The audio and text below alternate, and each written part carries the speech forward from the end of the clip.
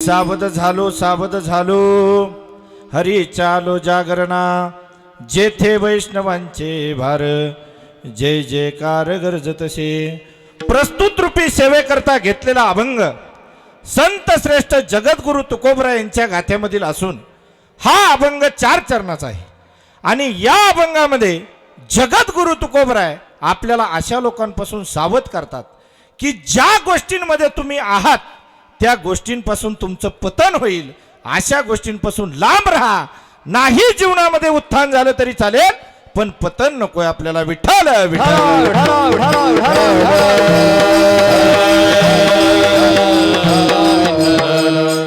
सेवेला प्रारंभ करण्यापूर्वी अल्पसा परिहार देणं गरजेचं आहे। पहा, श्री संत बाळूदेव महाराज यांच्या प्रेरणेतनं हा अखंड हरिनाम सप्ताह आणि ज्ञानेश्वरी ग्रंथपारायण सोहळा गेल्या 16 वर्षापासून आपल्या कुंभारवाडी या गावामध्ये चालत आलेला आहे। तर इथं जमलेले सर्व ग्रामस्थ, सर्व माता भगिनी, सर्व गुणीजन वर्ग, सर्व माझे गुरुबंधू, आपणा सर्वांच्या चरणाशी मी नतमस्तक होतो आणि सेवेला प्रारंभ करतो। विठ्ठल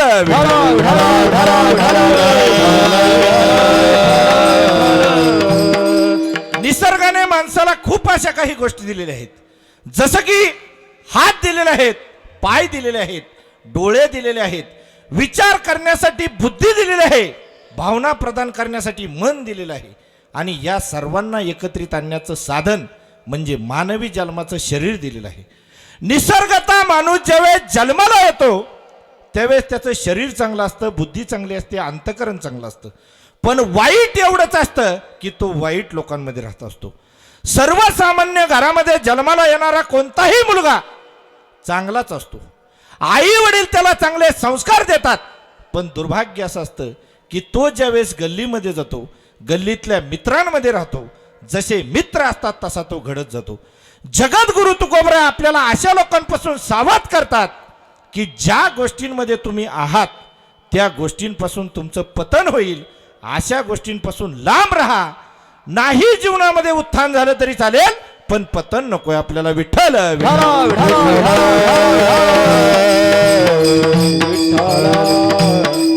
मानवी जीवनामधील सर्वात सुंदर अवस्था म्हणजे आहे त्या स्थितीपासून उंच होत जाणं, मोठं होत जाणं। माणूस जसा जसा मोठा होत जातो तसं तसं त्याचं ज्ञान, त्याचे संस्कार, त्याचे विचार हे आपोआप मोठे होत जातात।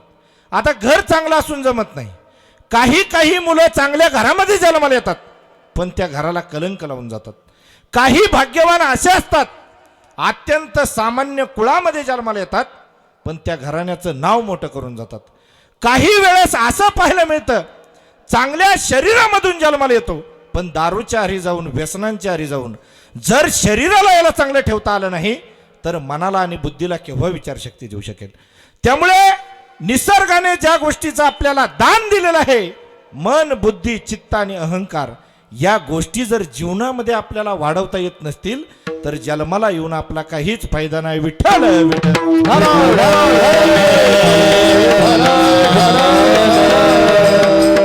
त्यामुळे जीवन जगत असताना पहिल्यांदा जीवन आपल्याला समजलं पाहिजे।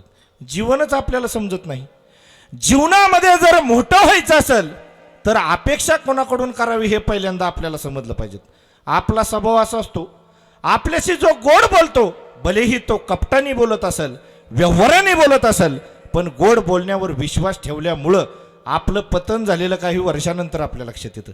ज्यांच्या संगतीत राहिलो, ज्यांच्या सहवासात राहिलो त्यांनीच आपल्याला दाबून टाकलं, कदाचित हे म्हातारपणामध्ये लक्षात येऊ शकतं।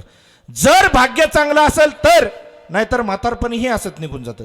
त्याच्यामुळे ज्याच्याकडून आपण अपेक्षा करतो त्याचा अधिकार काय आहे, त्याची योग्यता काय आहे, तो जीवनामध्ये करतो काय हे पहिल्यांदा आपल्याला समजलं पाहिजे। बघा, काही माणसं बोलत असताना फार मोठ्या पद्धतीने बोलतात। हल्ली बाजारू साधू एवढे झालेत, प्रत्येक जण आज परमार्थावर बोलतोय, मोक्षावर बोलतोय, परब्रह्मावर बोलतोय। काही तर साधू असे आहेत बोलत असताना परमार्थावर बोलतात पण संसारिकापेक्षा चांगला संसार करतात। काही माणसं बोलत असताना अत्यंत सामान्य पद्धतीने बोलतात पण संतांपेक्षा त्यांचं आचरण श्रेष्ठ असतं। काही देवाला न मानणारी देव माणसं या जगामध्ये आहेत तर काही देवाला मानणारी पण राक्षसापेक्षा नीच पातळी गाठणारी माणसं या जगामध्ये आपल्याला पाहायला मिळतात. आता हे कसे वागतात ह्याच्याशी आपल्याला घेणं देणं नाही. जगद्गुरु तुकोबराय म्हणतात आपल्याला सुखी व्हायचं आहे, त्यामुळे आपण सावध झालं पाहिजे. सावध झालो, सावध झालो, सावध झालो, सावध झालो, सावध झालो, सावध झालो, सावध झालो, सावध झालो,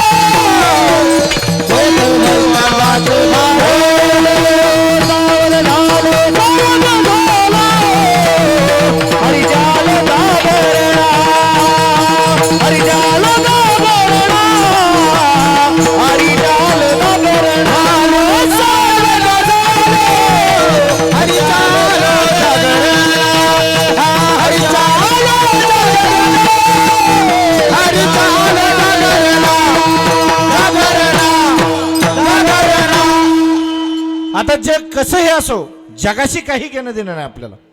तुम्ही या जगामध्ये जन्माला आलेला आहात. तुमचं व्यक्तिगत जग असतं, त्या जगामध्ये भावना असतात, त्या जगामध्ये विचार असतात. आई जसं शरीराला सांभाळते तसं मनाला सांभाळणारा एखादा प्रेमळ पाहिजेत, बुद्धीला सांभाळणारा एखादा विचारवान माणूस जवळ पाहिजेत, हृदयामध्ये प्रेमाचा गारवा निर्माण करणारा एखादा संत जवळ पाहिजेत. पण तुम्ही फक्त एकच गोष्ट पाहता, तो म्हणजे पैसा. कारण पैशाने लवकर मान मिळतो, पैशासाठी लोक जगतात, आणि ज्याच्याकडे पैसा आहे तो खळ असला तरी लोक त्याची सेवा करतात.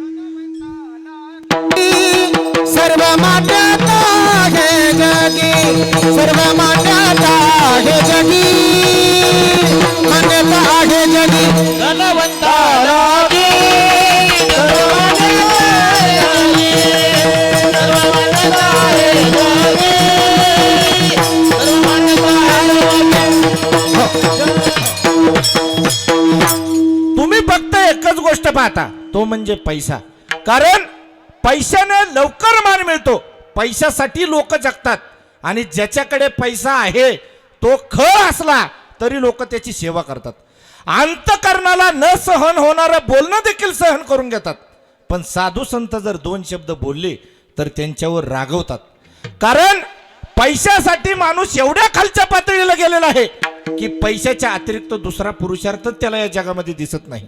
पण संतांचा अनुभव मात्र असा आहे की पैशाशिवाय सुखी कसं व्हावं हे साधू आपल्याला जीवनामध्ये शिकवत असतो. पण दुर्भाग्य आपलं असं असतं की अशा साधू संतांच्या संगतीतच जायला आपल्याला कधी मिळत नाही.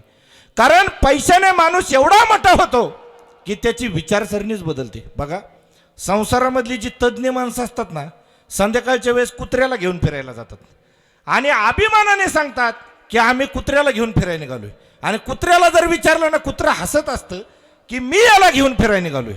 म्हणजे जी माणसं जनावरांसोबत वागतात ती माणसं साधू संतांच्या सानिध्यात केव्हा येऊ शकतात.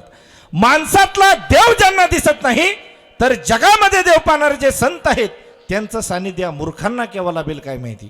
त्यामुळे निसर्गाने आपल्याला जो मानवी जन्म दिलेला आहे तो आपण कसं जगतो याच्यासाठी दिलेला नाही, त्याचा आपण कितपत उपयोग केलात याच्यासाठी खऱ्या अर्थानं साधूचा जन्म आहे. विठ्ठल विठ्ठल.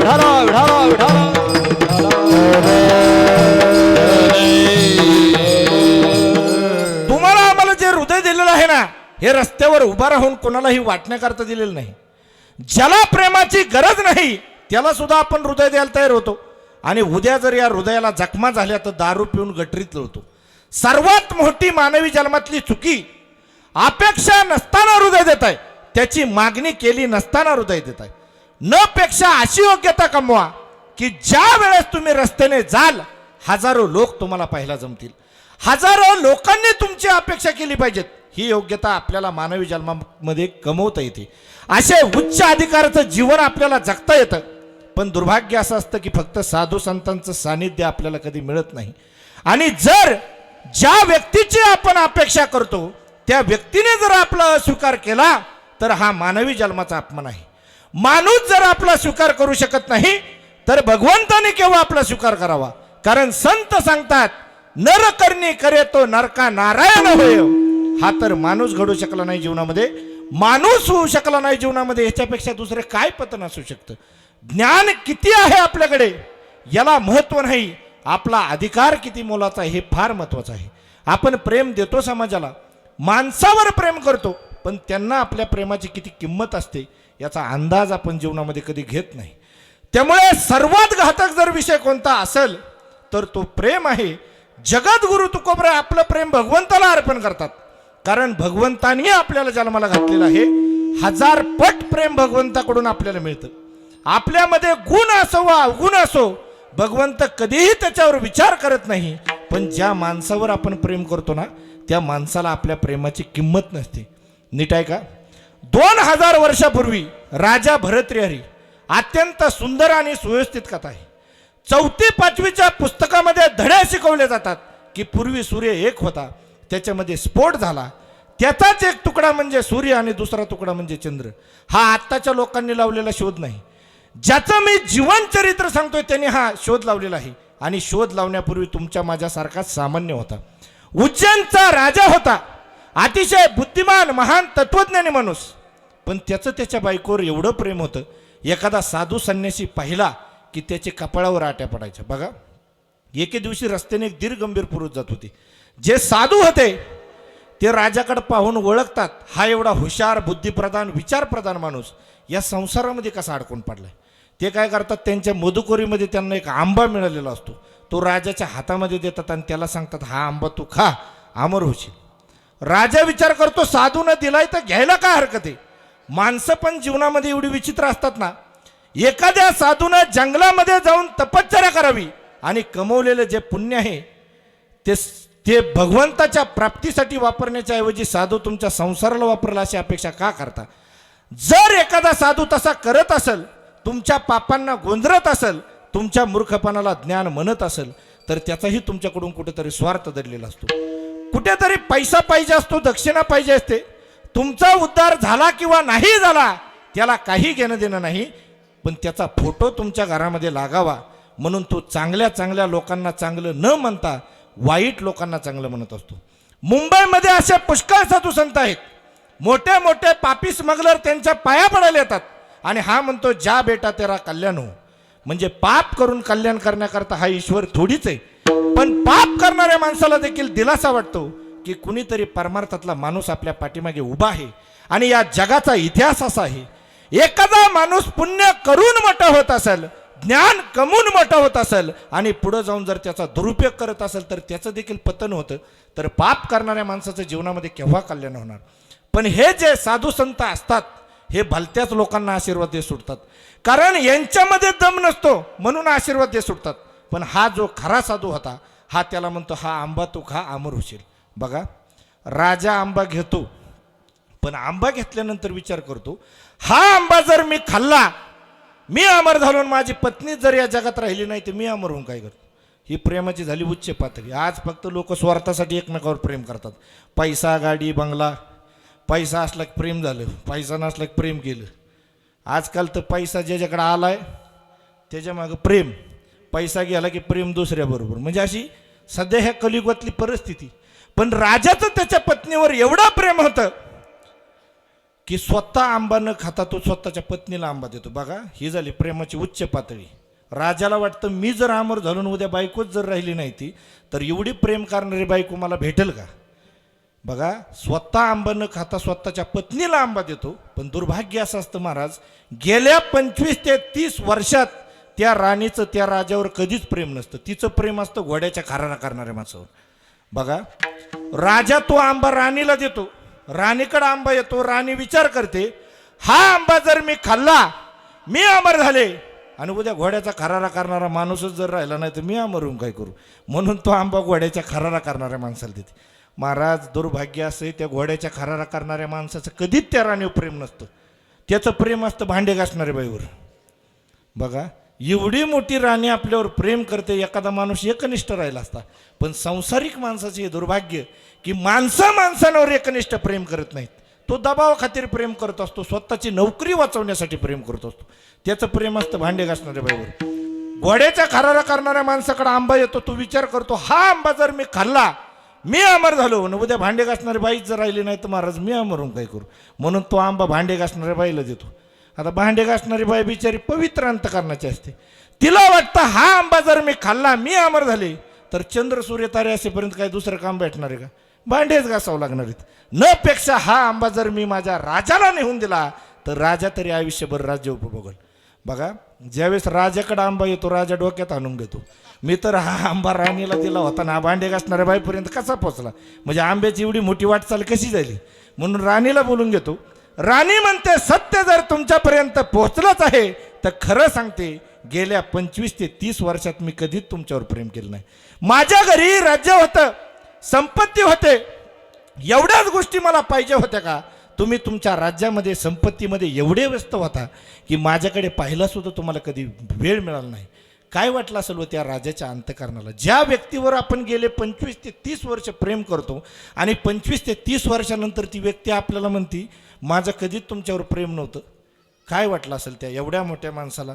आज big bang theory of everything हे जे सायन्समधले 150 वर्षापूर्वीचे जे शोध लागलेत, आत्ता 2000 वर्षापूर्वी त्यांनी सांगितलं पृथ्वीची निर्मिती कशी झाली.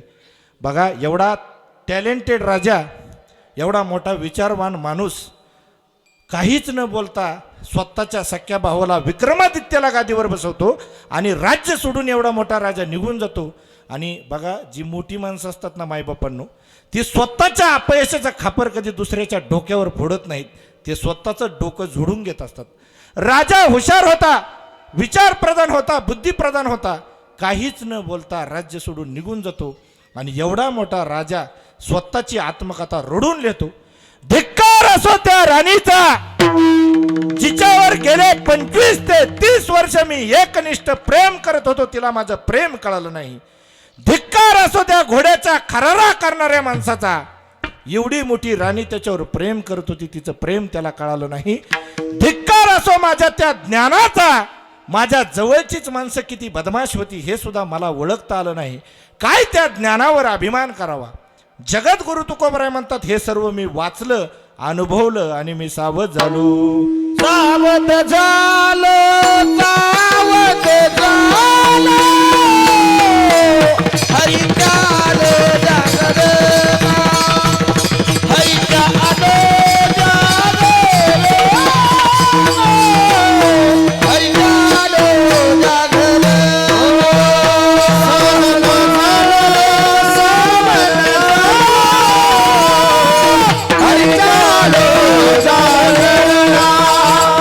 हरीच्या आलो जागरण.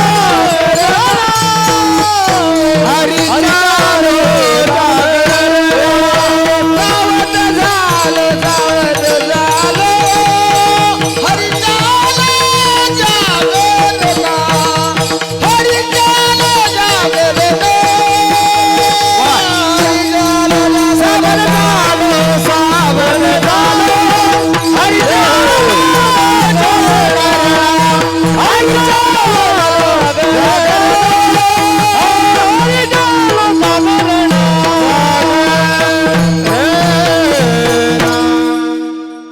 सावध झालो हरीच्या आलो जागरणा.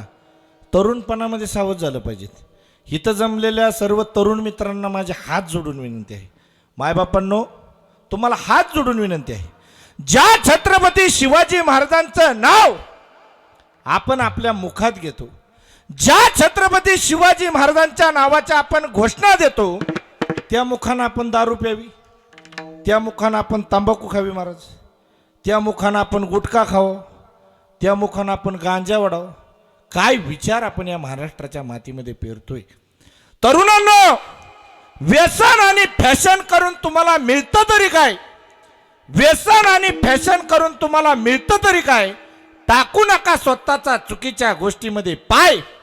जर तुम्हाला जीवनामध्ये करता आलं चांगलं काय, तर तुम्हीच या देशाचे ज्ञानोबराय तुकोबराय छत्रपती शिवराय. चांगल्या गोष्टी करता आल्या पाहिजे महाराज. नगरला मी व्याख्यानासाठी आलो होतो.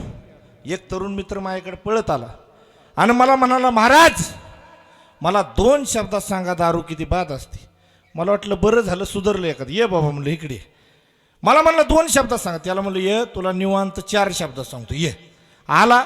त्याला म्हणलं 2 ग्लास घेऊन ये. त्याला वाटलं 2 ग्लास म्हणजे काय महाराजांना बसायचे काय. बाबा म्हणलं मी वारकरी संप्रदायाचा माणूस आहे. ये म्हणलो.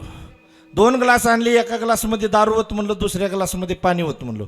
एका ग्लासमध्ये त्याने दारू ओतली महाराज, दुसऱ्या ग्लासमध्ये पाणी ओतलं.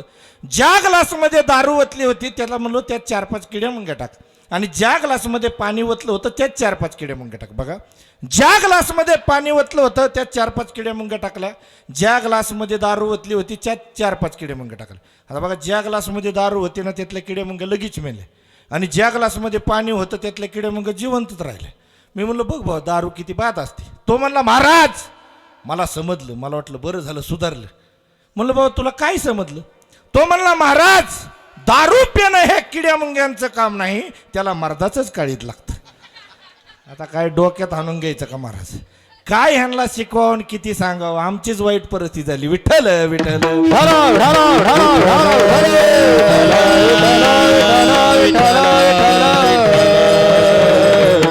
आणि आईबापांनी ध्यानात घेतलं पाहिजे.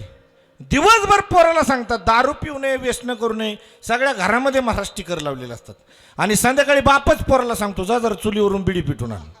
म्हणजे काय आपण विचार फिरतो या महाराष्ट्राच्या मातीमध्ये, जरा समजलं पाहिजेत. पहा, ज्या छत्रपती शिवाजी महाराजांचं नाव आपण आपल्या मुखात घेतो, त्या आपल्या राजाला सुपारीच्या खांडाचं देखील व्यसन नव्हतं.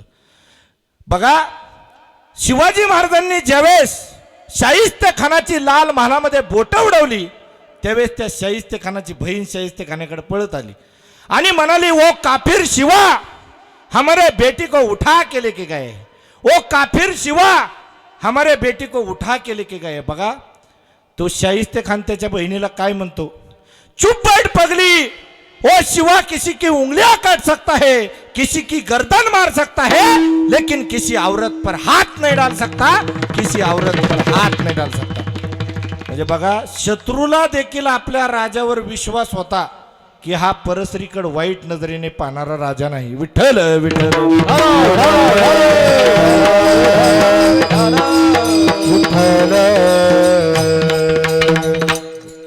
कल्याणच्या सुभेदाराची सून बरेच मावळे मिळून छत्रपती शिवाजी महाराजांकडे घेऊन येतात. एवढी दिसायला सुंदर होती की मावळ्यांना वाटलं की छत्रपती शिवाजी महाराजांपाशी असावी. तिच्या सौंदर्याचं वर्णन केलेलं आहे महाराज. पण छत्रपती शिवाजी महाराजांकडे तिला आणल्यानंतर छत्रपती शिवाजी महाराज तिला चोळी बांगडी करून आई म्हणून परत पाठवतात. शत्रूच्या स्त्रीकडे पण आई म्हणून पाहणारा जगात एकमेव राजा म्हणजे छत्रपती शिवाजी महाराज.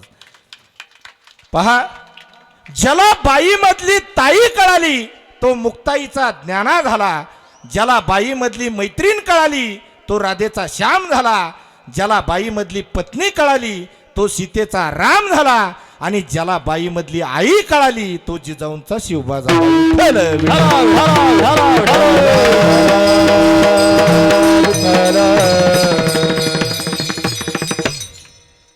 कीर्तनामध्ये असं मुक्यागत बसलेलं मला आवडत नाही महाराज. बोललं पाहिजे. तुम्हाला रोजाने आणल्यात का इथं बसलेली? आणल्यात का? बोला. कुंभारवाडीमधली काय मुकीत काय माणसं मला काय कळणार. आता काही प्रश्नांची उत्तर तुम्हाला विचारतो, उत्तर पटापट द्या. संसारातल्या प्रत्येक माणसाचा अनुभव सारखाच आहे का? आहे का? अरे बोला ना. हा हो येऊ काय नाही म्हणतोय. तू चांगला अनुभव दिसते संसारात.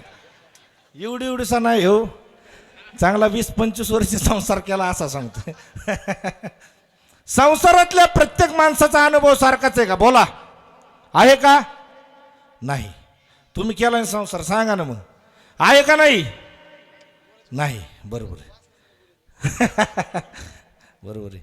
प्रत्येक माणसाचा अनुभव कसा आहे? सारखा नाही. आता एकाच घरात जर 10-15 लोक असतील तर प्रत्येकाचा अनुभव सारखाच आहे का? नाही. बघा याला अनुभव आहे.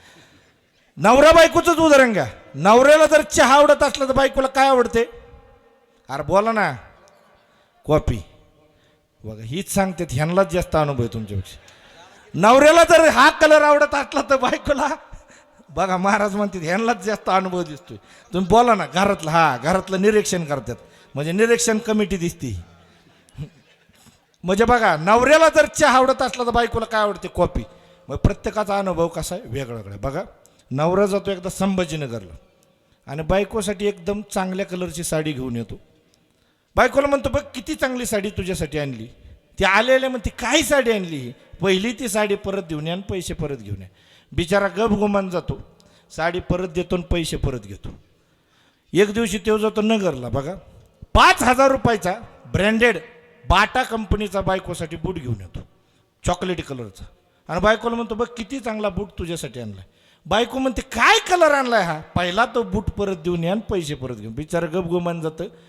दुकानदाराला म्हणते हे बूट घ्या आणि पैसे परत येते. तो म्हणतो का हो साहेब एवढा चांगला बूट तुमच्यासाठी आणला का परत देता? अहो तो म्हणला साहेब माझ्या मंडळीलाच आवडत नाही तर ठेवून काय करू? बरं द्या म्हणतो द्या. 6 महिन्यानंतर परत त्या दुकानात जातो. दुकानदाराला म्हणतो दुकानदार साहेब तो बूट आहे का विकला हो? तो म्हणतो आहे ना साहेब. एवढा चांगला बूट कोण घेणार आहे? मग तो काय म्हणतो मला बूट परत द्या आणि पैसे परत घ्या. दुकानदार म्हणतो द्या. दुकानदाराला विशेष वाटतं काय ह्यांच्या बायकोची आवड बदलली काय? तो म्हणतो नाही नाही यावेळेस बायकोच बदलली. विठ्ठल विठ्ठल.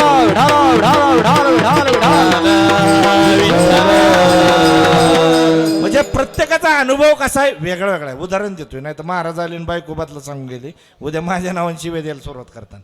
उदाहरण सांगतोय तुम्हाला. बघा नवऱ्याला असते पुस्तक वाचायची आवड आणि बायकोला असते टी व्ही पाहायची आवड. नवरा 24 तास पुस्तक पुस्तक पुस्तक घेऊन बसलेला असतो.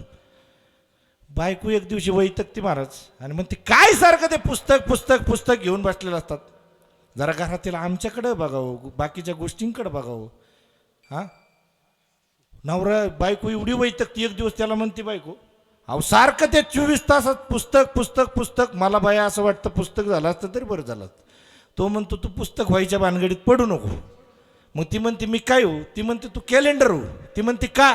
अरे कॅलेंडर वर्षाला बदलतं तरी पुस्तक होऊन माझ्या मुळावर बसण्यापेक्षा कॅलेंडर हो. विठ्ठल विठ्ठल.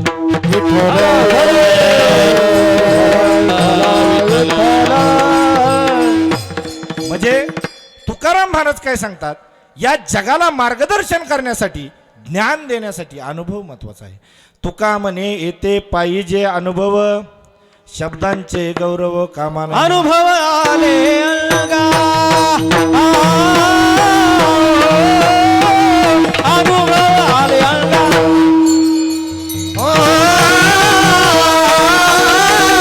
अनुभव आले अंगा.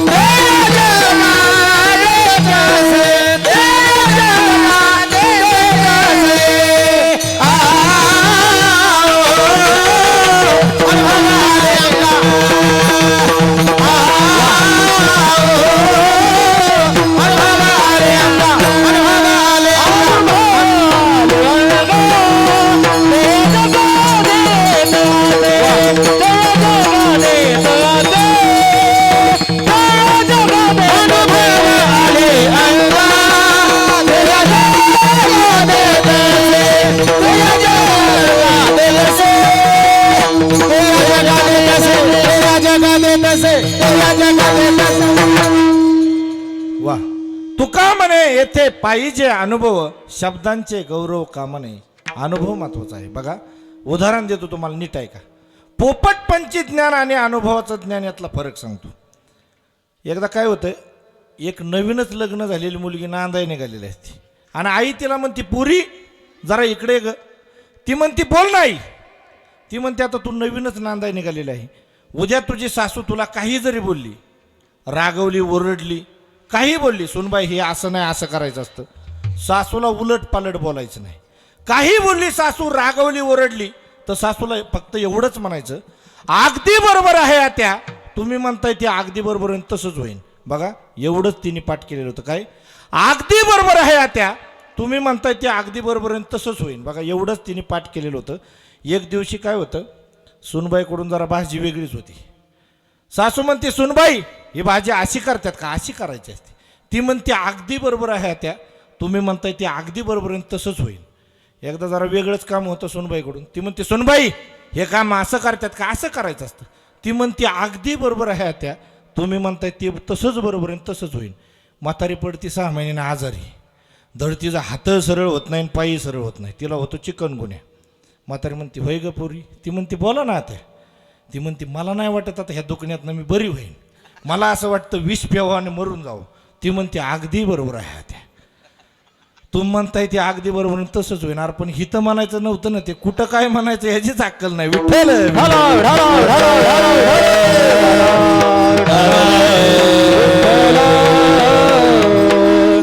एकदा एक काय होतं, एक माणूस शेजारच्या घरामध्ये चोरी करतो. शेजारचा माणूस त्याच्यावर केस करतो. बघा शेजारचा माणसाने केस केल्यानंतर तो माणूस वकिलाकडे जातो आणि वकिलाला म्हणतो वकील साहेब मी शेजारच्या घरात चोरी केली आहे खरं आहे, पण शेजारच्या माणसाने माझ्यावर केस केली. तो म्हणतो अजिबात टेन्शन घ्यायचं नाही, तुम्हाला सही सलामत बाहेर काढतो, तुम्ही फक्त कोर्टामध्ये उलट सुलट प्रश्न विचारले जातील, भस्कीने हो म्हणून जाताल. तुम्ही फक्त कोर्टात काही जरी विचारलं तर एवढंच म्हणायचं नाही ना साहेब. काय म्हणायचं, नाही ना साहेब, एवढंच त्यांनी पाठ केलं होतं. कोर्टात गेल्या पहिला प्रश्न विचारतो तुम्ही शेजारच्या घराचं कुलूप तोडलं, तो म्हणतो नाही ना साहेब. तुम्ही शेजारच्या घरातले कपडे लांबपास केले, तो म्हणतो नाही ना साहेब. तो म्हणतो तुम्ही शेजारच्या तिजोरीमधले पैसे दागिने लांबपास केले, तो म्हणतो नाही ना साहेब. त्याला लास्टचा प्रश्न विचारतात आता तुम्ही हिथं सगळं बोलताय ते खरं बोलताय का, तो म्हणतो नाही ना साहेब. अरे पण हिथं म्हणायचं नव्हतं ते कुठं काय म्हणायचं ह्याचीच अक्कल नाही. विठ्ठल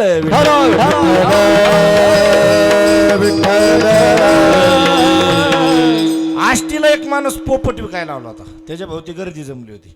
एक माणूस म्हणला कसली गर्दी जमली, तो म्हणला पोपट विकायला आलाय.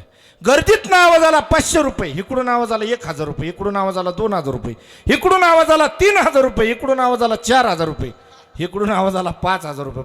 4,000चा वार झाला की 5000 जो बोलला होता त्याला गपगुमान पोपट विकत घ्यावा लागतो. आणि पोपट मालकाला नाईलाजाने पैसे द्यावे लागतात.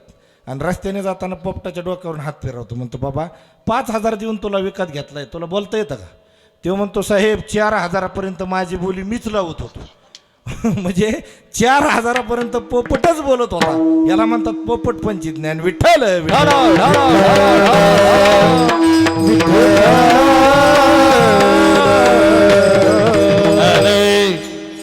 पहा आपल्याला सवय असते, कुणी जरी काही नाही विचारलं तर आपण त्याला सांगत बसतो. म्हणजे बऱ्याच जणांना महाराज कॅसेट फिरवायची सवय असते. कोणी भेटलं तर आपलं काय त्याने विचारलं नाही विचारलं तू कसा आहे काय सगळं त्याला महापुराण सांगत बसतात. म्हणजे बघा आता मी कीर्तनकार आहे, मला 2 तास दिलेत, मी उगा तुम्हाला 4 तास सांगत बसलो, तुम्ही ऐकता का. म्हणताना कोणी बोलावलं होता महाराज, त्याला आधी शिवाय देताना नंतर मला देताना. म्हणजे 2 तास दिलायत लय तर लय 10-15 मिनटं महाराज इकडे तिकडे चालू शकतं. पण जास्त 3 तास 4 तास जेवढं काम दिलंय माणसाने तेवढंच बोललं पाहिजे. कामाच्या व्यतिरिक्त जर बोललं तर त्याचं दुष्परिणाम कसं होतात तुम्हाला सांगतो. ऐका पहा जेवढं काम दिलंय तेवढंच बोललो पाहिजे. एक शेतकरी होता, त्याला 3 मुलं होती आणि त्या शेतकऱ्याची सावकाराबरोबर ओळख होती. सावकाराला तो शेतकरी त्या शेतकऱ्याला अडचण येते जरा 2000 रुपये. तो सगळ्यात लहान मुलगा जो होता त्याला सांगतो जा जरा सावकाराकडून 2000 रुपये घेऊन ये. सगळ्यात धाकटा पोरगा होता तो सावकाराच्या घरी जातो. आता सावकार म्हणलं कसं 2 मजली माडी, झाड झूड पाटील होता. दुसऱ्या मजल्यावर जायला एक प्रॉब्लेम होता, त्याचा जिना लय बारीक होता. हे पोरग गेलं, पाटील असा धोतराव बसलेला होता. जाडजूड पाटील, फक्त धोतर घातलेलो असा उघडा बंबगडी बसला होता. ती पोरग त्या पाटलाकडे बघून ख्या ख्या ख्या ख्या हसायला लागलं. पाटील म्हणला, अरे का हसतोय? ते म्हणला, पाटील तुम्ही जर मेले तर ह्या जिन्यातनं तुम्हाला आणायचं कसं हा विचार मी करतोय. पाटलाचं जे डोकं फिरलं, 2 ठोके टाकले मागाकडे सरून. म्हणला पळ घरला, 2000 रुपये कसले काय? म्हणला जा बापाकडे तिकडे. आला बाप, म्हणला बाबा काय झालं? ते म्हणला, अहो कशाच काय पैसे काय 2000 मागे गेलो, पाटलानं 2 ठोके टाकले मला पाठवलं. वडील म्हणले काहीतरी तू बोलला असेल पाटलाला. अहो कशाच काय? म्हणला मी त्यांना म्हणलं तुम्ही जर मेले तर ह्या जिन्यातनं तुम्हाला आणायचं कसं पाटील? म्हणलं 2 ठोके टाकले पाठवले. वडील म्हणले नालाय काय? म्हणले तुला कुठं काय बोलावं ह्याची अक्कल नाही. म्हणल्या माधव्या पोराला म्हणले तू जा जरा 2000 घेऊन ये. माधवा पोरगा आला आणि म्हणला, अहो आमचा धाकटा भाऊ तुमच्याकडे आला पैसे मागायला, तुम्ही त्याला पैसे दिले नाही, वरनं 2 ठोके दिले. ते म्हणतो, अहो काय झाला विषय? माझ्याकडे आला आणि म्हणला हसायला लागला माझ्याकडे बघून आणि मला म्हणाला, पाटील तुम्ही जर मेले तर ह्या जिन्यातनं तुम्हाला आणायचं कसं? अहो म्हणला नालायक आहे म्हणला, ते सोपं आहे म्हणला, हातपाय तोडायचं आणि खाली आणायचं. पाटील चिडला, शिपायांना 2 ठोके टाकायला लावले, त्याला हाकलून दिला. तेव्हा आला ना वडिलांना म्हणला, वडील म्हणले आणले का रे पैसे? कशाच काय? म्हणला सावकाराने 2 ठोके टाकले आणि पाठवलं.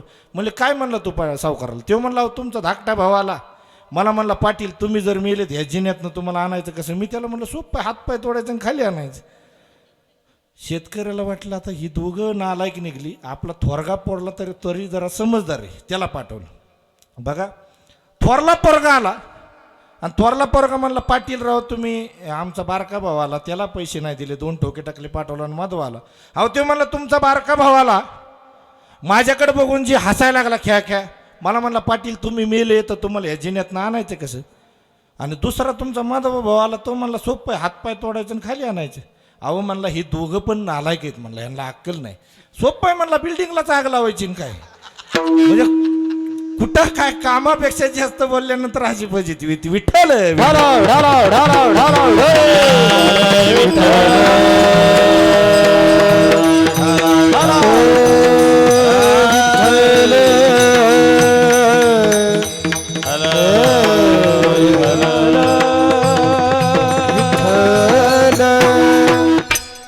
दुसरा सावध होण्याचं ठिकाण आणि काळ याला देखील फार महत्व आहे. म्हातारपणामध्ये लोक सावध होतात. आता म्हातारपणामध्ये सावध होऊन काय फायदा असतो? शरीरामध्ये कस राहिलेला नसतो. आपलं शरीर जर आपल्याला धोका देतं तर लोक तर धोका देणारच.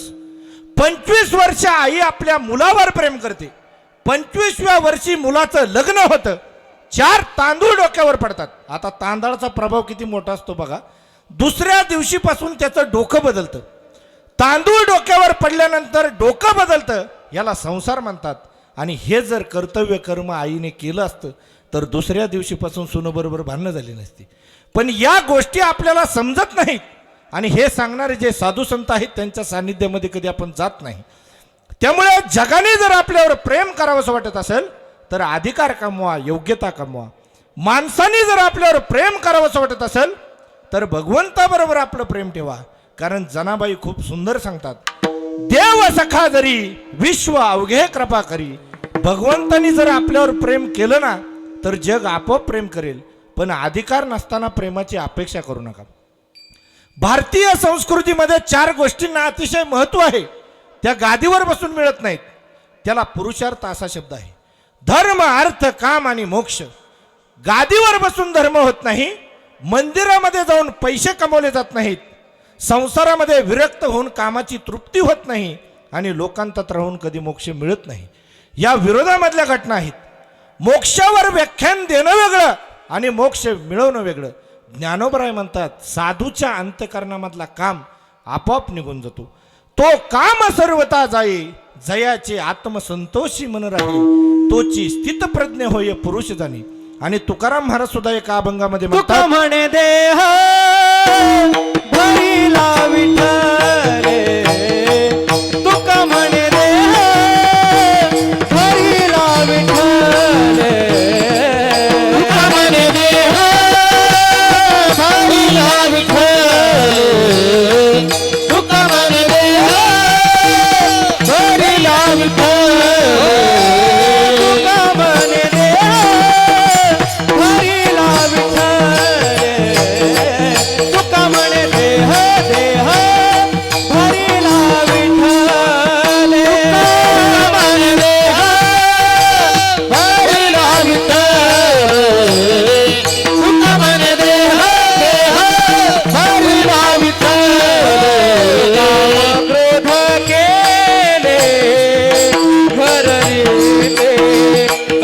क्रोध केले घररीते काम क्रोध केले घररीते काम क्रोध केले घररीते थोडे थोडे मन झाले हाव भरे थोडे थोडे मन झाले हाव भरे काम क्रोध केले घररीते काम क्रोध केले घररीते काम क्रोध केले घररीते काम क्रोध केले घररीते सोसे मला झाले हाव रे सोसे मला झाले जान काम रे भरी लावी काम क्रोध केले घररीते काम क्रोध केले घररीते काम क्रोध केले घररीते भरी लावी काम क्रोध केले घररीते काम क्रोध केले घररीते काम क्रोध केले घररीते घररीते घररीते तुका म्हणे देह भरिला विठ्ठले काम क्रोध केले घररीती. याला म्हणतात मोक्षाच्या दिशेने चालणारा साधक. तुम्ही आम्ही मोक्षावर बोलतो, देवावर बोलतो, पण अज्ञानी लोकांमधले महाराज असतो. संसारामध्ये रममान होणाऱ्या लोकांना एकत्रित करून संत झाल्याचा आपल्याला भास होतो. ज्यांनी कधी अध्यात्म ऐकलेलं नाही अशा लोकांना अध्यात्म सांगून आम्ही दार्शनिक होत नाही, आम्ही व्यास होत नाही, आम्ही शंकराचार्य होत नाही, हे सुद्धा कळत नाही. आणि हा देखील भ्रमात असतो की अशा लोकांकडून मोक्षाची अपेक्षा करतो. हा आपल्या जीवनामधला सर्वात मोठा पापाचा उदय आहे. तुकाराम महाराज म्हणतात, देवा तू मला भेट अथवा भेटू नकोस, पण असले साधू संत माझ्या जीवनामध्ये नकोयत. म्हणून म्हणतात मी सावध झालो विठ्ठल विठ्ठल.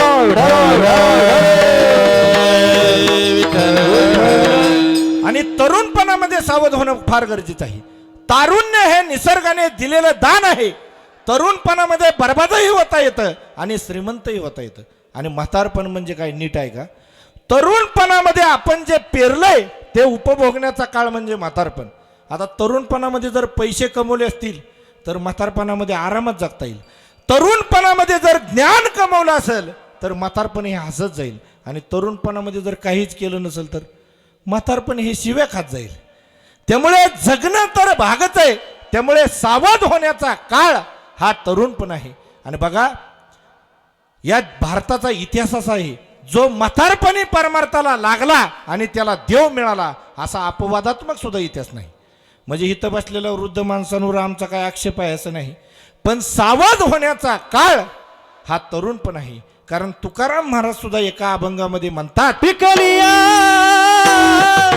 सेने पिकलिया सेने पिकलिया सेने कडू पण गेले पिकलिया सेने कडू पण गेले पिकलिया सेने पिकलिया सेने पिकलिया सेने कडू पण गेले पिकलिया सेने कडू पण गेले कैसे आम्हा केले पांडुरंगे कैसे आम्हा केले पांडुरंगे कैसे आम्हा केले पांडुरंगे कैसे आम्हा केले पांडुरंगे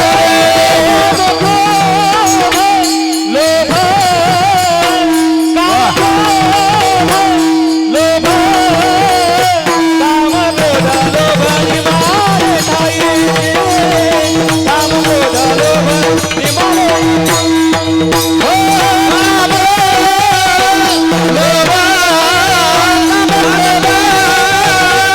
लोभ काम लोभ निवारे ठाई काम लोभ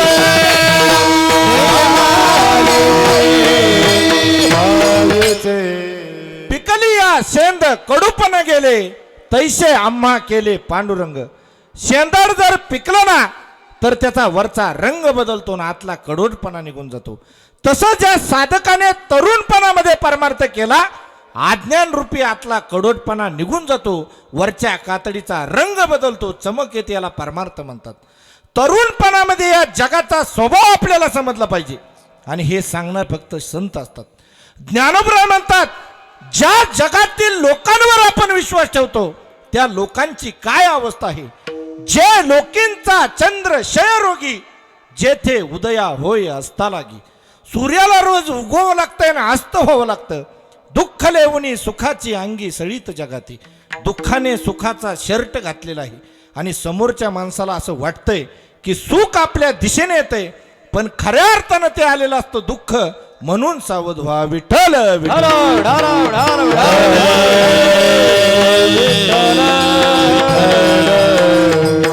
आणि सावध व्हा या शब्दाचा अर्थ एवढाच नाही, परमार्थ करत असताना कधी कधी अपयश येण्याची शक्यता असते. प्रत्येकच माणूस परमार्थामध्ये सफल होतो असं नाही. साप चावला म्हणून गारुडी कधी साप पाळणं बंद करत नाही. तसं भिकारी आपल्या दारामध्ये भीक मागायला आला म्हणून कुणी घरामध्ये अन्न शिजवणं बंद करत नाही. तसं संसार हा दुःखमय आहे, दुःख रूप आहे. हे ऐकल्यानंतर, समजल्यानंतर, अनुभवल्यानंतर इथं बसलेल्या कुणी संसार बंद केला हात वर करा. तसं देव मिळत नाही म्हणून परमार्थ का बंद करावा. आज ना उद्या ती शक्यता असते आणि ज्यांना ज्यांना देव मिळालाय तीच माणसं देव स्वरूपाने भगवंत स्वरूप झालेले आहेत. ज्ञानोबराय, तुकोबराय. म्हणून देव मिळत नाही म्हणून परमार्थ बंद करावा हा विषय जीवनामधला नसावा. आणि दुसरा महत्वाचा विषय, इतकाच संसार करा की ज्याच्यामध्ये प्रसन्नता असेल. इतकं जास्त पण कमवू नका की सर्वजण तुम्हाला लुटायला पाहतील. जगद्गुरु तुकोबराय म्हणतात, इतकं जास्त पण कमवू नका की चोर तुमच्या पाठीमागं लागतील आणि इतकं कमी पण कमवू नका की घरामध्ये खायला काही नसेल. हिंदी मधला एक संत फार सुंदर पद्धतीने मांडणी करतो. साई इतना दीजिए जहां में कुटुंब समाये. भगवंता मला एवढंच दे ज्याच्यामध्ये माझं कुटुंब समावेल. मैं भी भूका न रहू ना साधू भूका जाई. मी पण उपाशी राहू नये आणि साधू पण उपाशी जाऊ नये. रावणाच्या संपत्तीचं काय झालं महाराज? कमवलं जगाला लुटून आणलं आणि शेवटी त्यालाच लोकांनी लुटलं. रावणाच्या बाबतीत तर काय सांगावं महाराज.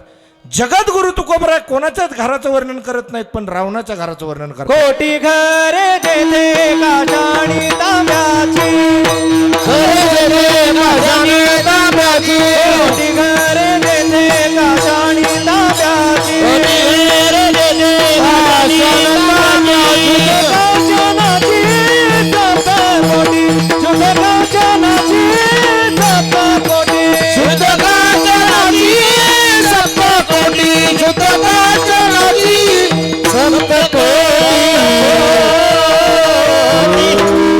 कोटी घरे जेते काशा आणि तांब्याची, शुद्ध कांचनाची सप्तकोटी. सोन्याची घरं होती. ज्याची घरं सोन्याची होती त्या रावणाला समाधान मिळालं नाही. आणि तोळा दोन तोळं बोटात घालून कसं समाधान मिळणार आहे आपल्याला? कसं शक्य आहे? त्यामुळं सोनं हे खऱ्या अर्थानं सोनं नाही, तर तारुण्य हे खऱ्या अर्थानं सोनं आहे. ते कुणाच्या पाठीमागं पळण्यात बर्बाद करू नका. रस्त्यावर उभं राहून ते बर्बाद करू नका. कर्तृत्व शक्ती जागी करा आणि पुरुषार्थ प्रधान जीवन जगण्याचा प्रयत्न करा. आणि जेवढे महान संत या जगामध्ये झालेले आहेत त्यांचं आयुष्य हे तरुणपणातलंच आहे. भगवान श्री ज्ञानोबराय 22 वर्ष, 32 वर्ष भगवान श्री आद्यशंकराचार्य, 39 वर्ष स्वामी विवेकानंद आणि 42 वर्ष जगद्गुरु तुकोबराय. हा शेवटचा इतिहास आहे. तुका झालाशे कळस. आणि त्याच्यानंतर जे साधू संत झाले ते आपल्याला साधू संत वाटतात. त्यांना साधुत्व कधी मिळालं हा देखील नंतरचा विषय आहे. ते आपल्याला चांगलं म्हणतात म्हणून आपण त्यांना साधू म्हणतो. खरं तर जीवनामध्ये आपल्याला कोण वाईटच वाटत नाही जोपर्यंत समोरचा आपल्याला धोका देत नाही तोपर्यंत. कारण आपली दृष्टी निर्मळ असते, समोरच्याचं अंतकरण आपल्या लक्षात येत नाही. आणि हे कळण्यासाठी आपल्याला साधूकडे जावं लागतं. पहा, खूप सुंदर कथा तुम्हाला सांगतो. आपलं अज्ञानी पण चांगलं, पण जर ज्ञानी झालो असं आपल्याला वाटत असेल तर त्याच्यासारखा मार आणि त्याच्यासारखा अहंकार कोणालाच बसत नाही. विठ्ठल विठ्ठल विठ्ठल विठ्ठल. बघा नीट आहे का? एक आंधळ रोज मंदिराच्या दरवाज्यावरून भीक मागायचं. आमोशाच्या रात्री आणि पावसाच्या ढगाळ रात्री ते आंधळं घाबरत घाबरत घरी निघालं होतं. एका साधूला त्याच्यावर दया आली. साधूला असं वाटलं की डोळंच माणसाला काही दिसत नाही, बिचाऱ्या आंधळ्याला काही दिसत, म्हणून साधूनं त्याला एक कंदील दिला. आता बघा, तुम्हाला आम्हाला जसं हसू येतं तसं त्या आंधळ्याला हसू आलं. आंधळं म्हणाला, रात्र जरी भयंकर असली किंवा साधी असली तरी मला या कंदिलाचा काय उपयोग आहे, मी आंधळा आहे. साधू म्हणाला, अरे माझ्यावर तरी विश्वास ठेव, मी साधू आहे म्हणून. बघा, साधू म्हणला, दुसरा माणूस तुला येऊन धडकू नये म्हणून मी तुला हा कंदील देतोय. आंधळ्या माणसाने कंदील घेतला. बघा, रोज खाली मान घालून जाणारा आंधळ कंदील हातात आल्याबरोबर छाती पुढं काढून चालायला लागले. त्याला असं वाटलं आज आपल्याला कोणी धडकणारच नाही. थोडं पुढं गेलं की दुसरा माणूस येऊन त्याला धडकला. आंधळ गटरीमध्ये पडलं आणि कंदील एका बाजूला पडला. रोज शिवे देत नव्हतं, पण आज शिवे द्यायला लागलं. बघा, गरिबीमध्ये माणसं शिवे देत नाहीत. थोडा पैसा आला, थोडं ज्ञान आलं की माणसं शिवे देतात. गरीब माणूस कधी तक्रार करत नाही की संसार आमच्या अनुरूप नाही. श्रीमंत माणसं तक्रार करतात की संसार आमच्या अनुरूप नाही. म्हणजे पहा, कंदील हातात आला म्हणजे आपल्याला डोळसपण आला असा त्याचा अर्थ होतो का? आपण ज्ञानी झालो असा त्याचा अर्थ होतो का? ज्या वेळेस आंधळ्या माणसानं शिवे द्यायला सुरुवात केली त्यावेळेस डोळस माणसानं त्याला विचारलं, का रे बाबा, रोज धडकत होतास पण शिव्या देत नव्हतास, आज का शिव्या देतोय? त्यावेळेस आंधळ्या माणसानं सांगितलं, आज माझ्या हातामध्ये कंदील होता. डोळस माणूस म्हणाला, तुझ्या हातामध्ये कंदील होता असं मी गृहीत धरतो, पण तो कंदील विझलेला होता हे तुला माहित नाही, हे तुझं दुर्भाग्य. म्हणजे ज्या ज्ञानावर आपण विश्वास ठेवतो ते पुस्तकातलं ज्ञान आहे. जीवन जगण्यासाठीचं ज्ञान आहे का? आनंदाचं ज्ञान आहे का? आनंदाचं ज्ञान फक्त साधू संतांकडे असतं. ते ऐकण्याचा, सावध होण्याचा आपण कधीच प्रयत्न करत नाही. विठ्ठल विठ्ठल विठ्ठल विठ्ठल. एका पक्षाच्या तोंडामध्ये मासाचा तुकडा होता. बघा, 24 गुरूंपैकी श्री दत्तगुरूंच्या जीवनातला हा सुंदर प्रसंग आहे. एका पक्षाच्या तोंडामध्ये मासाचा तुकडा होता. सगळे पक्षी त्याच्यावर तुटून पडतात. त्या पक्षाच्या लक्षात येतं, हे सर्व पक्षी माझे मित्र होते, पण तुकडा आल्याबरोबर सर्वजण माझ्यावर तुटून पडले अर्थात. आणि वृक्षावर जाऊन तो त्यांच्याकडे पाहून हसायला लागला. अर्थात साधू संतांचं जीवन हे मुक्त झालेलं आहे. आत्तापर्यंत ऐकलेलं आहे का कोणत्या साधूचा खून झाला? ज्याला देव मिळालेला आहे, ज्याला चांगली पत्नी मिळालेली आहे, ज्याला चांगला पैसा मिळालेला आहे, ज्याला चांगलं पैसा कमवण्याचं ज्ञान मिळालेलं आहे, अशाच लोकांचे खून झालेले आहेत. म्हणजे जास्त लोक या जगामध्ये आपले वैरी होतील अशा गोष्टी जीवनामध्ये आपण जवळ करत जातो, पण जग आपलं मित्र होईल अशा गोष्टी जीवनामध्ये कधी आपण जवळ करत नाही. ही सावधगिरी आपल्या जीवनामध्ये कधी येत नाही. जगद्गुरु तुकोबराय म्हणतात, मी खूप भाग्यवान आहे की मी हरीच्या आलो जागरणा. जिथं साधू संतांचं सानिध्य असतं तिथं हरीचं जागरण असतं. आणि तिथं जो माणूस साधूच्या सहवासात येतो त्याच्यासारखा भाग्यवान माणूस या जगात दुसरा ठरत नाही. त्याच्यावर माणसंच काय, जनावर देखील प्रेम करायला लागतात. विठ्ठल विठ्ठल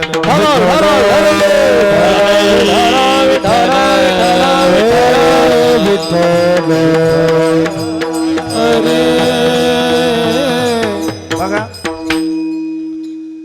छत्रपती शिवाजी महाराजांच्या जीवनामध्ये जगद्गुरु तुकोबरायांचा सहवास आला. बरोबर आहे. जगद्गुरु तुकोबराय छत्रपती शिवाजी महाराज हे समकालीन होते. बघा, ज्या वेळेस एखाद्या साधूचा आपल्या जीवनामध्ये सहवास येतो त्याच्यावर माणसंच काय, ज्यावेळेस हरीच्या जागरणाला माणूस येतो त्याच्यावर माणसंच काय, जनावर देखील प्रेम करायला लागतात. छत्रपती शिवाजी महाराजांची प्रतिभा कशी होती हे जर पाहायचं असेल तर एकदा रायगडावरती गेलं पाहिजे. रायगडावरती गेल्यानंतर आपल्याला समजतं छत्रपती शिवाजी महाराजांची प्रतिभा कशी होती. कैदी कुठं असावेत, मंत्रिमंडळाचं निवासस्थान कुठं असावं, आणि सभामंडप तर एवढा विशेष होता. सभामंडपामध्ये कुठं जरी काही बोललं तरी ते सिंहासनाजवळ ऐकू येत होतं. अशा विशिष्ट प्रकारची रचना त्या सभामंडपाची आणि सिंहासनाची केलेली होती. आणि हे सर्व पाहत असताना आम्ही जेव्हा छत्रपती शिवाजी महाराजांच्या समाधीजवळ गेलो, त्यांच्या समाधीजवळ एका कुत्र्याची समाधी आहे. तिथं गेल्यानंतर सुंदर इतिहास ऐकायला मिळाला. छत्रपती शिवाजी महाराजांचे अंतिम 7 वर्ष रायगडावरती गेले. विंचू काट्यामध्ये फिरता यावं म्हणून एका कुत्र्याला जवळ केलं होतं. छत्रपती शिवाजी महाराजांचं प्रेम त्या कुत्र्याला मिळालं. पहा, छत्रपती शिवाजी महाराजांचं देहावसान झालं. अंत्ययात्रा निघाली. संपूर्ण महाराष्ट्र रडत होता. हजारो लोक रायगडावरती जमले होते. चंदनाच्या लाकडामध्ये असा पार्थिव देह ठेवण्यात आला. अग्नी संस्कार देण्यात आला. त्या जळत्या चित्यामध्ये त्या कुत्र्याने उडी टाकली. हा छत्रपती शिवाजी महाराजांच्या जीवनातला सर्वात मोठा चमत्काराचा विषय म्हणतात. पहा, माणसं आपल्यावर प्रेम करत नाहीत, पण एका कुत्र्यानं त्यात उडी टाकावी. छत्रपती शिवाजी महाराजांच्या प्रेमामुळे त्या कुत्र्याने त्यात उडी टाकली. याला म्हणतात मारावे परी कीर्ती रूपीवर. उत्तमची उरे कीर्ती मागे, उत्तमची उरे कीर्ती मागे, उत्तमची उरे कीर्ती मागे,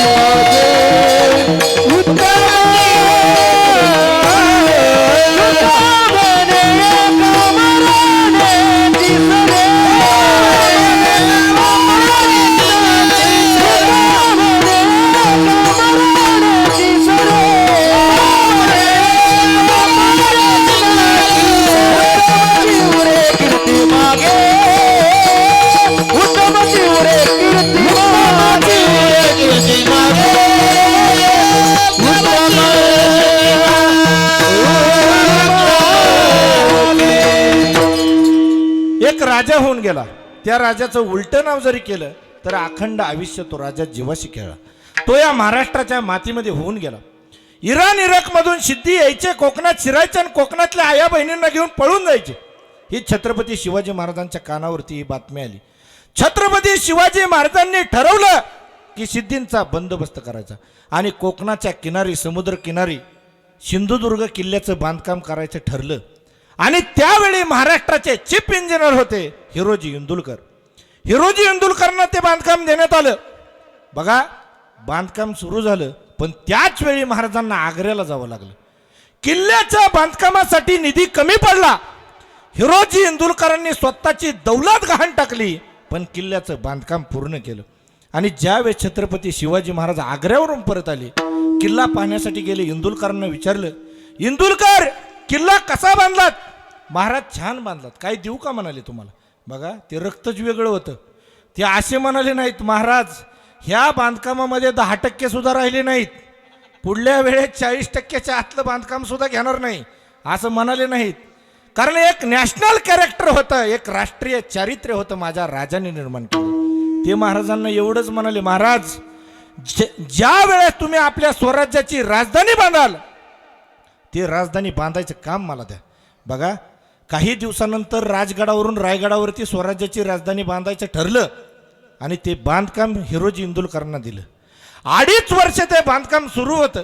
जर कधी तुम्ही मावळ्यांसारखे वर रायगडावरती चढून गेले असाल, रोपवेनी नाही, मावळ्यांसारखे चढून, राणी वसा, बाजारपेठ, जगदीश्वराचं मंदिर, हत्ती तलाव, महादरवाजा, हे सगळं 2.5 वर्षात बांधून पूर्ण झालं. महाराज रायगड पाहण्यासाठी गेले. इंदुलकरांना म्हणाले, इंदुलकर, किल्ला कसा बांधलात? ते म्हणाले, महाराज वर गेलं तर हवा, खाली गेलं तर पाणी, शत्रू वर येऊ शकणार नाही. बघा, एक दिवशी घटना घडली. गडाचे दरवाजे 6लाच बंद व्हायचे आणि एक हिरकणी नावाची गवळण होती, तिचं लेकरू खाली होतं, तिला खाली उतरायचं होतं. दरवाजे बंद झाले तरी हिरकणी खाली उतरली.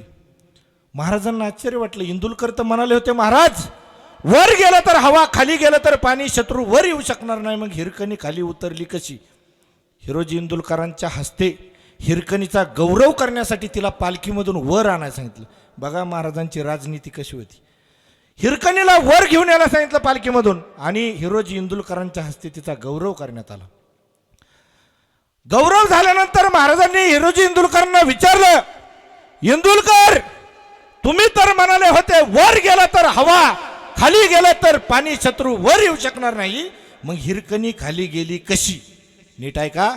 हिरोजी इंदुलकरांनी दिलेलं उत्तर आहे, महाराज ती या महाराष्ट्राच्या मातीमधली आई आहे, लेकरासाठी काही करू शकते.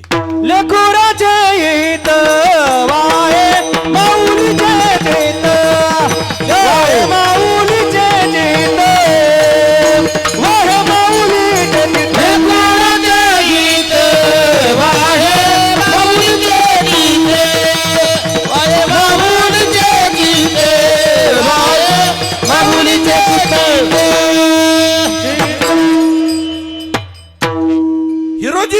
इंदुलकरने दिलेलं उत्तर आहे, महाराज ती या महाराष्ट्राच्या मातीमधली आई आहे, लेकरासाठी काही करू शकते.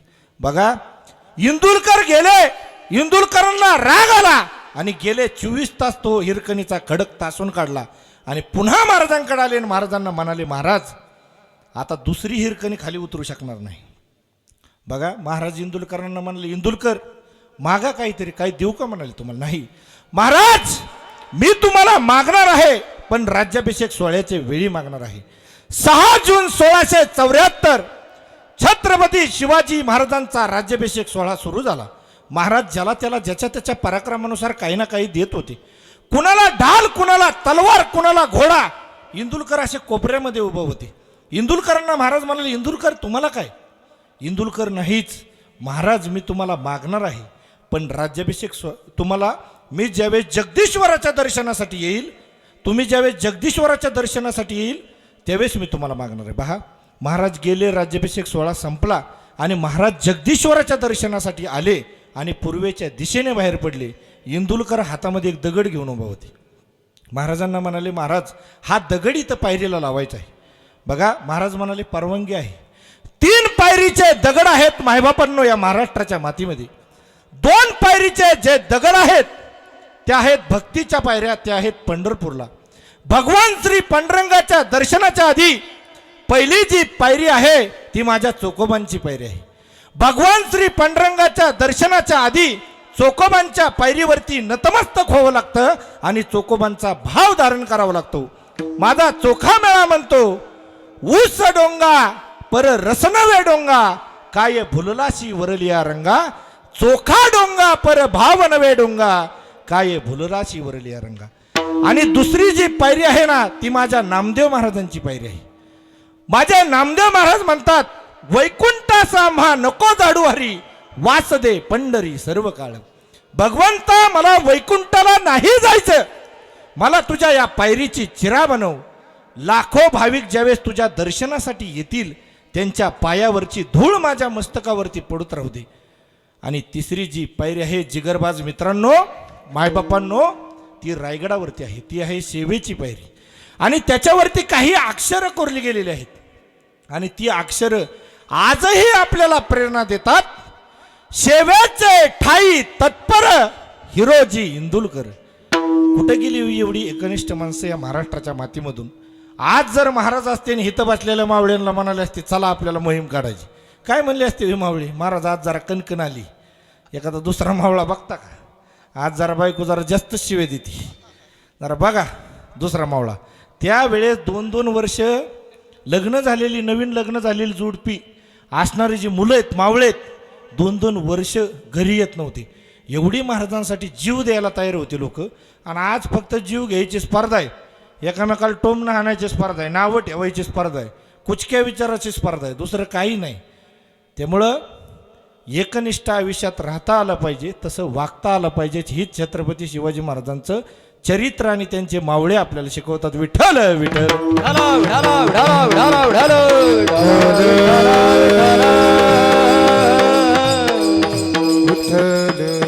सावध झालो, सावध झालो, हरी चालो जागरणाम. जेथे वैष्णवांचे भार, जय जयकार गरजतसे. पळोनिया गेली झोप, होते पाप आडते. तुका म्हणे तया ठाया ओल छाया कृपेची. तरुणपणामध्ये सावध व्हायचं आणि काय करायचं तर हरीच्या जागरणाला यायचं. आणि हरीच्या जागरणाला आल्यानंतर तिथं काय असतं, जरा मोकळ्या मनाने हात वर करा, आपल्याला भजन करायचं. विठ्ठल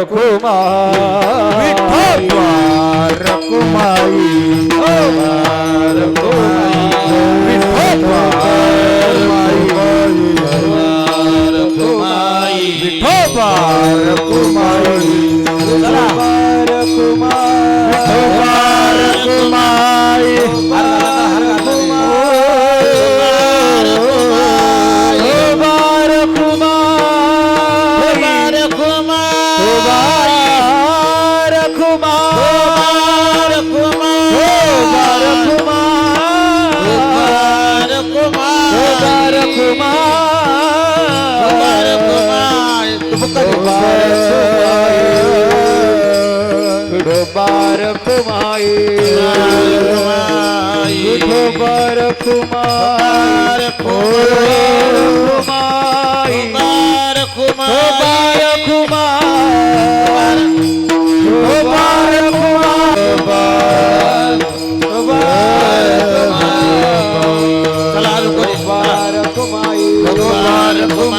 कुंडली गवरधारी विठ्ठल श्री पंढरीनाथ भगवान की माऊली ज्ञानेश्वर महाराज